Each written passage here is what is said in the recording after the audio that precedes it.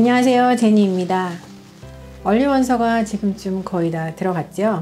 올해는 코비드 때문에 참 많은 것이 바뀌었습니다. 원서 마감이 11월 1일이었던 학교들도 11월 15일로 연기가 된 학교들도 있고, 프린스톤처럼 싱글 초이스 얼리 액션이 있었던 학교들도 그것을 없앨 경우도 있습니다. 자, 어떻게 지내고 계십니까? 저는 3월 중순에 미국의 코비드가 심해지고 난 이후로는 지금 3, 4, 5, 6, 7, 11월까지 한 9개월간 한 달에 한 2번 정도 그로서리 쇼핑을 위해서 말고는 거의 나가지 않고 지내고 있는 것 같은데요. 그래서 빨리 끝났으면 좋겠습니다. 또 대학들도 온라인으로 바뀐 학교들도 많고, 저희 작은 아이 같은 경우도 온라인으로 수업을 듣고 있습니다. 학교들마다 온라인으로 바뀐 학교들도 있고, 또 대학교에 가서 조심해서 듣고 있는 학교들도 있는 것 같습니다. 제가 이렇게 유튜브 채널을 미국 교육과 하버드맘 이렇게 나눠서 하고 있는데, 미국 교육이라고 하는 곳은 미국에서 교육대학원 있으면서, 그리고 대학에서 스텝으로 있으면서, 그리고 컨설턴트로 일하면서 배웠던 것을 주로 정보 위주로 말씀드리는 곳이고, 반면에 하버드맘이라는 곳은 제가 경험한 것을 통해서 제 생각을 제가 이야기하고 싶었던 조금은 개인적인 공간이라고 생각을 해주시면 감사하겠습니다. 그래서 오늘은 제가 2010년 초반부터 저희 아이들의 카운슬러 룸에서 하이스쿨 학생들을 보면서, 그리고 또 컨설턴트로 학생들 원서를 지도하면서 느꼈던 몇 가지를 말씀드리려고 합니다. 오늘 말씀드리려는 것은 좀 길게 봐야 되는 이야기이기 때문에 지금 당장 원서를 쓰는 12학년 학생들보다는 하이스쿨에 있는 학생들, 그리고 하이스쿨로 들어갈 미드스쿨 학생들한테 도움이 되지 않을까 싶습니다. 세 가지로 나눠서 말씀드리겠습니다. 첫 번째는 엑스트라 커리큘러 액티비티 그리고 어워즈에 관해서 말씀드리겠습니다. 이 부분이 미국 입시에서 굉장히 중요하다는 것은 학부모님과 학생들이 잘 아는 이야기일 텐데요. 12학년이 되어서 원서를 쓰기 위해서 액티비티와 어워즈의 리스트를 쓰게 되는데요. 간혹 가다가 학생들이 쓴 리스트를 보게 되면은 두서가 없다거나 퀄리티보다는 수적으로만 가는 그런 경우를 보게 됩니다. 9학년 또는 이전부터 학생들이 자기 간 액티비티를 그때그때 기록을 한다면 학생들은 자기가 무엇을 했는지 정확하게 알게 되고, 그리고 앞으로 어떤 액티비티를 할 것인지 플랜을 짜는데 많은 도움이 받을 수 있습니다. 자기가 무엇을 했는지 정확하게 알게 되면 앞으로 자기가 열정을 가지고 하는 분야에서 조금 더 나은 계획을 짤 수 있게 되겠지요. 내가 이만큼을 해왔으니까 앞으로 어떤 분야에서 더 하면 좋겠구나 라는 것을 계획을 좀 더 구체적으로 짤 수 있게 되고, 그렇게 되면은 9학년에서 10학년, 11학년, 12학년 올라갔을 때 좀 더 나은 계획을 가지고 리더십 있는 포지션도 갖게 되고, 그리고 수적으로가 아닌 깊이 있는 그런 액티비티를 하게 되실 것입니다. 그리고 조금 더 구체적으로 들어간다면은 12학년에 올라가게 되면은 학생들은 레주메를 만들게 되는데요. 사실 레주메가 커먼웹에서 요구되지는 않습니다. 하지만 대학들 가운데 서플멘터리 어플리케이션에서 요구하는 경우가 꽤 많습니다. 많은 학생들이, 거의 대부분의 학생들이죠, 원서를 10개에서 15개 대학에 넣게 되는데요. 그 중에서 레주메를 요구하는 학교에 적어도 한두 개쯤은 넣게 되지 않겠습니까? 그렇게 될 경우에는 레주메를 12학년 가서 만들게 되는데, 학생들이 미리미리 액티비티 리스트를 준비해 놓는다면 레주메를 만드는 것이 훨씬 수월하게 되겠고요.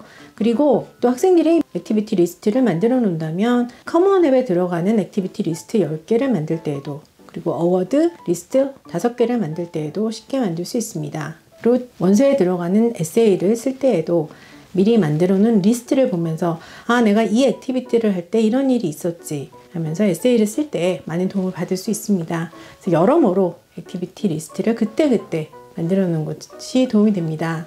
또 액티비티에 관해서 한 가지 더 말씀을 드린다면, 코비드-19 이후로 액티비티가 없어져서 할 게 없어요 라는 이야기를 듣곤 하는데요. 사실 대학들은 동감을 하면서도 액티비티를 또 봅니다. 대학들은 많은 과외 활동이 보류됐지만 이런 상황 속에서 학생들이 어떻게 적응하는가, 어떤 크리에이티비티를 가지고, 창의력을 가지고 이런 상황 속에서 자기가 하려는 것을 열정적으로 찾을 수 있는지, 어떤 적응력을 가지고 있는지 본다고 합니다. 실제로 지금 온라인으로 튜터를 하는 액티비티는 보편화되어 있고요.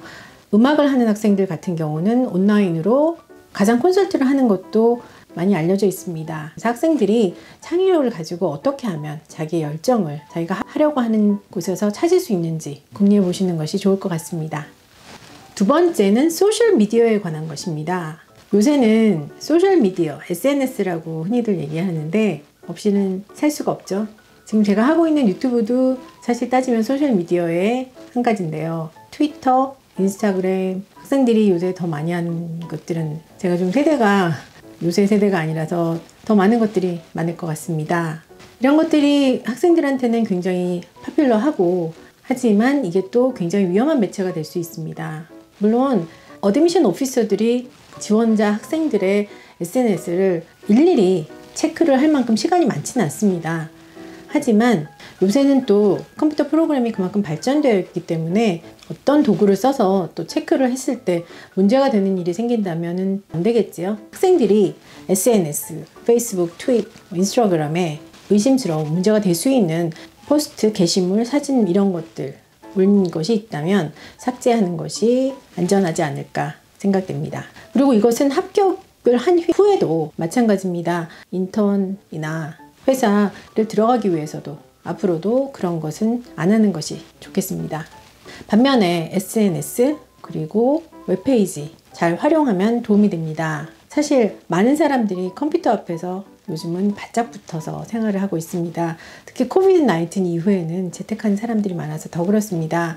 어드미션 오피서도 마찬가지입니다. 그래서 SNS 그리고 웹페이지를 잘 이용한다면 학생들한테 또 도움이 됩니다. 학생들의 재능을 또 다른 측면으로 보여주는 쇼케이스를 만들기 위해서 웹페이지를 만들어서 커먼앱이라는 한정적인 곳에서 보여주지 못했던 것을 조금은 크리에이티브한 방식으로 보여줄 수 있습니다.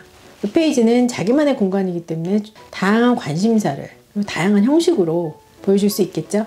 세 번째는 에세이입니다. 대학 어플리케이션에는 커먼 어플리케이션 그리고 서플멘터리 모두에 참 많은 에세이가 들어갑니다. 에세이에 관한 영상은 예전에 제가 만들기도 했었는데요. 12학년이 되어서 막상 에세이를 쓰려고 그러면 참 막막해하는 학생들이 정말 대부분입니다.